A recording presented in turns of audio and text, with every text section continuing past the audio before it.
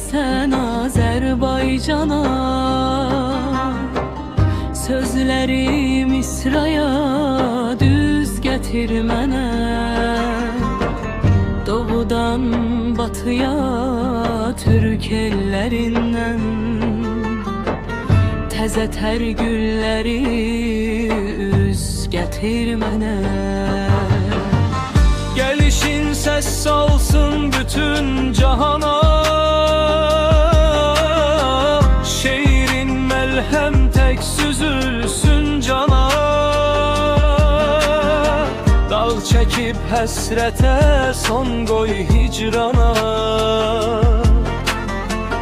Vüsalın şərbətin süz gətir mənə.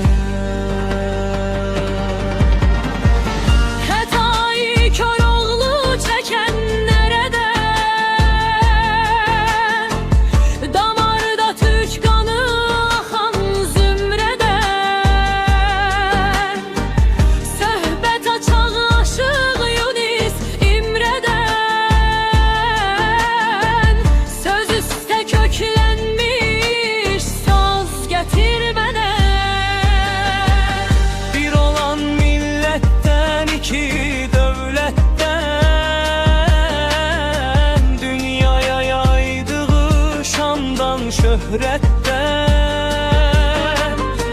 beşerde kurduğu hak ədalətdən, eğriden uzağıq düz gətir mənə.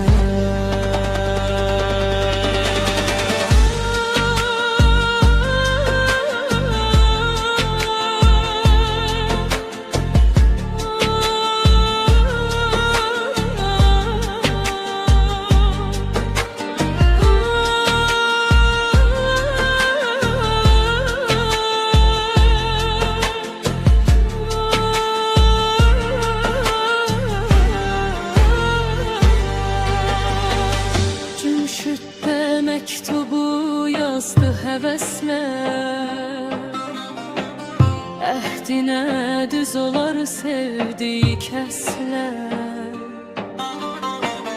İsit vücudumu odlu nəfəslər, qəlbimi qızdıran köz gətir mənə. Xətayı körağlı çəkən